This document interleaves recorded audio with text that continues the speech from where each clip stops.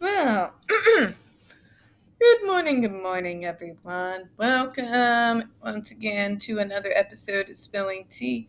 I am your host, Tiffany Daniels.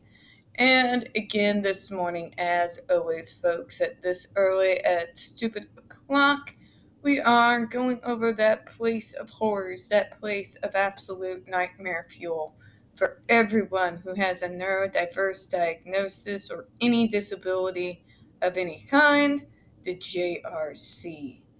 So, we are going to be going over one of the more popular sites, usually for Hollywood pop culture, the Daily Beast, who took time out of their schedule in regards to reporting on celebrity gossip to go ahead and tackle the overturn of the FDA ban on the GED shock devices used on disabled students at the Judge Rotenberg Center. Before we get started, as always, the link to the article is going to be found in the description. Also, other pertinent links in the Stop the Shock campaign can also be found there. And the Change.org, Shut the Judge Rotenberg Center Down petition. Now, warning, when we are discussing the Judge Rotenberg Center, you will hear vivid descriptions of and see, on occasion, actual video evidence footage of people with disabilities being abused and tortured. If you have young children present, please use your headphones. Also, it's not even the butt crack of dawn yet. So if I stumble over any of my words, I do give my apologies in advance. So without further ado, the Daily Beast. This school uses shocks on students. Now a court says that's totally fine. I am here for the title. I'm liking it already. Wow, the Daily Beast. Who'd have thunk, huh? Okay. The FDA banned the use of the graduated electrical defibrillator last year, but on Wednesday, a court vacated that ruling. And this is the infamous screenshot from the video that was played in 2012 during the trial in regards to the incident that happened in 2002 with Andre McCollins, where he refused to remove his coat and was first strapped to his chair and had those horrible, painful skin shocks used on him. He screamed in pain, ran under the desk in order to get away from them. They pulled him out, threw him face down on a 4-point restraint board, restrained him, and then proceeded to shock him 31 times. Now, the initial event was the refusal to remove their coat, as lack of compliance is one of their trigger things that get people shocked. Preceding shocks came from involuntary tensing of the muscles, which happens when you're electroshocked. How are these people doctors? And also, he was shocked further, considering it trigger behavior when he would scream in pain. So, now that I covered that, let's go ahead and read the article. God, these people are monsters. A federal court of appeals ruled Tuesday that the school in the country that administers electric shocks to students can continue doing so. The court ruled that the Food and Drug Administration cannot block the Judge Rotenberg Educational Center in Canton, Massachusetts, from using a device called the Graduated Electronic Defibrillator as a treatment of last resort. Oh, thank God somebody put it in quotes. Oh my God, Daily Beast, did you actually do your homework? I'm shocked. Pleasantly shocked. The school serves those with severe disabilities. God, can we stop using severe? People in the disability community have had it up to freaking here with people using severe. I'm going to tell you why. When you use terms like severe, here's what happens. You basically remove the concept that people with disabilities that are quote unquote severe have of having any type of autonomy whatsoever.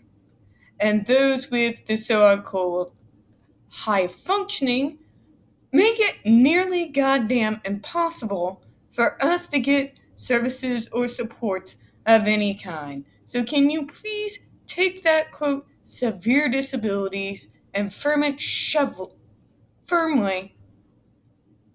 just shove it up your ass, okay? God. Moving on. Including many with the nonverbal autism who have been ejected from other group homes over harm to themselves and others. Now remember, folks, we only have the JRC and the parents' words for that. We don't know what happened in those group homes. We don't know the types of treatment these kids were subjected to before they were thrown into this place of nightmares. Okay? I've already told you stories of parents who shove pseudoscience down their kids' throats. There's also group homes, some of them who do the same. It's part of the reason when I worked for the state, they would always have me go in whenever we were doing inspections of certain group homes to make sure they were doing what was stated in regards to these kids' treatment plans as opposed to some weird new pseudoscience that they were trying to force on them. I never thought I'd say it, but again, Missouri laws are apparently trumping Massachusetts and a lot of other states. It's disturbing. But moving on.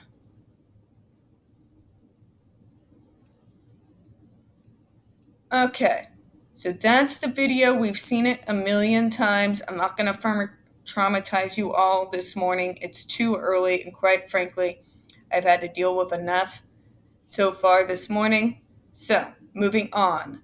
The U.S. Court of Appeals for the D.C. Circuit Court ruled that the FDA lacks the statutory authority to ban a medical device for a particular use.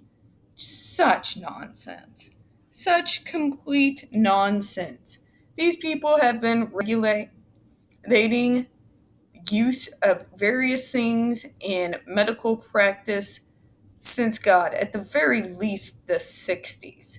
And now all of a sudden, they shouldn't be able to do their job? Can't have those FDAers protecting those disabled kids, right? Because we shouldn't exist, right? Just say what you really mean, DC. Don't be shy now. Don't spare our feelings. The agency previously found that between 45 and 50 students of the 275 who reside at the Rotenberg received the electric shocks. It used to be a lot higher, folks, before the controversy, and you better bet that they are gunning even right now to get more of those students on those shocks. Just saying. Matthew Israel was of the opinion that all of us with disabilities need to have those shock devices on us. I can read his own statements to you if you'd like. Just saying. Moving on. The Rotenberg Center issued a statement praising the ruling. I'm not going to read that. We've already read it. I have complained ad nauseum at their whole last resort, protecting from grievous harm, absolute lying bullshit that comes out of that center. So let's move on. A similar court case over the graduated electronic defibrillator gave rise to an FDA rule banning its use entirely last year. A horrifying video from the center of a resident, Andre McCollins, emerged during a lawsuit. That was back in 2012, by the way. It literally took us from 2012 to 2020 to even get so much as lip service from anybody to stop this. I'm just saying. The footage showed The footage showed McCollins tied to a restraint board and shocked 31 times over the course of 7 hours for not removing his jacket when instructed to. It's actually a 7-hour video, folks.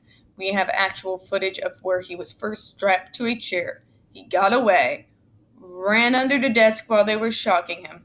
They pulled him out, basically threw him on his 4-point board, face down, restrained him, and then shocked him for hours. Okay, moving on.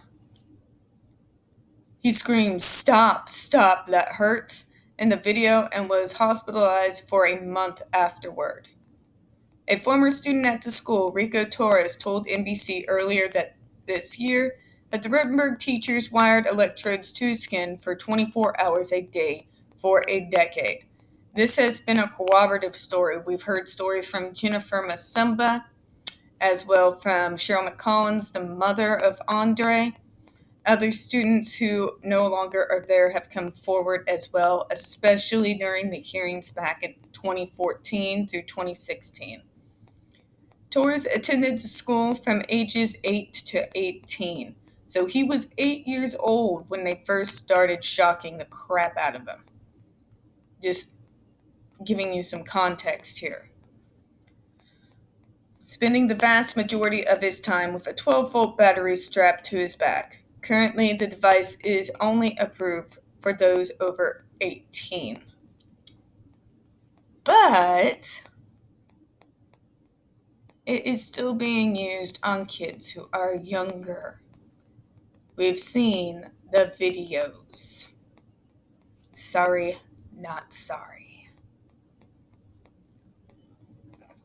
It has been approved for only those over 18 since they first started using these new devices, the GED 3A and 4, on children and up, all the way from the beginning. And those devices did not have FDA approval, I might add. The first generation GED, the GED 1, did. The new ones, the 4A and the 4 and the 3A, were not approved. And those were the ones that they used that were absolutely designed to cause maximum amount of pain. School's own words, not mine. You can look it up if you like. The School's Parent Association issued a statement. Yeah, we've gone over their statement. We've already said 1,000 times what we think of those parents' statement. Basically, the parents say they favored electric shocks over physical restraints or medication. These idiots don't understand is the school is still using physical restraint. What crack are these people on? Or medication. Medication, when properly prescribed and properly monitored, goes a long way. Not to mention, it is not this dark thing like you're either guilty to the teeth where you have no coherent thought and you're drooling and pissing your drawers, or you get these electric shocks. No, honey, this is not the 1920s. I guarantee you, medical science has advanced quite a bit. There are tons of different methods for treatment in regards to this, other than drugging someone to the point of incoherence or torturing them. I promise. But the school has convinced these parents that there is no other treatment. No other treatment. No other options whatsoever. And that should send a red flag up to anyone. If you are a parent considering this school and say you have no idea about the controversy surrounding it, as a parent, when a school is literally saying, there's no other option for you, you have to go with us, that should send a red flag up for you immediately. Immediately. You have to know they're full of shit the when that starts. I've been in call center sales now for a good long while. And there's a thing that I call it the desperation pitch. When you know you're getting ready to lose that sale, and you just throw in that one last ditch Hail Mary, and you just hope and pray that the person buys it. That's what that is. That is that desperation sales pitch, where you have to convince the parents that there is no other way. Or if you're in sales, you have to convince them that there is no other option than the option that you are presenting them with. That should send a red flag up immediately. If you won't take it from a salesperson from a call center, why are you taking it from a medical facility who is going to be treating your child? Shouldn't you think a little bit more? Shouldn't you take a little bit more seriously the treatment of your child than you would take someone who's trying to sell you something over the phone? One would think that you would. Just saying. All right, so that is all the Daily Beast has to say. Obviously, they think these parents are full of shit. Obviously, they do think that it is torture. But it doesn't really give us much. It kind of goes over a little bit of the history, but it really doesn't give you too much mention about the art, the opposition. It kind of just gives you a brief rundown.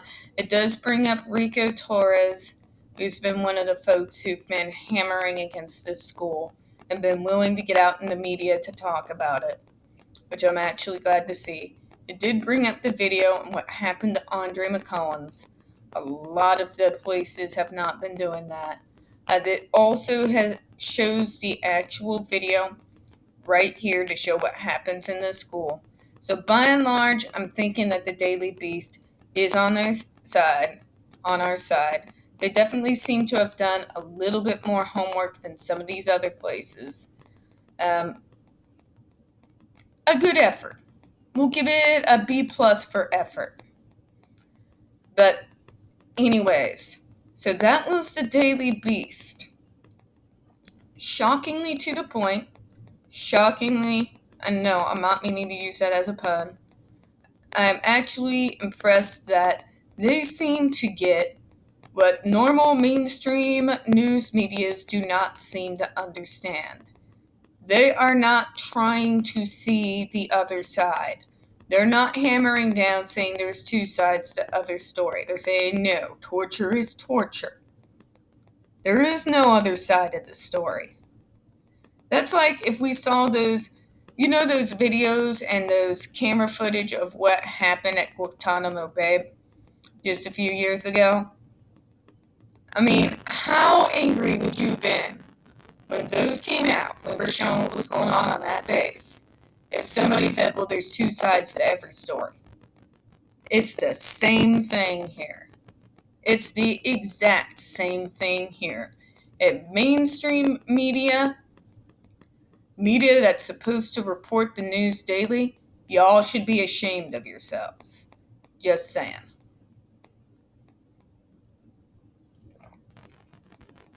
All right, folks, that's all I really got for this morning. Now, before we head on out of here, as always, we don't get very many views on this channel. The few that we do tend to get removed from time to time. So, folks, please don't forget to hit that like button. Hit subscribe. Don't forget to hit the comments. I do appreciate your time this morning. And as always, we here at Spilling Tea hope you have a good one. Bye-bye.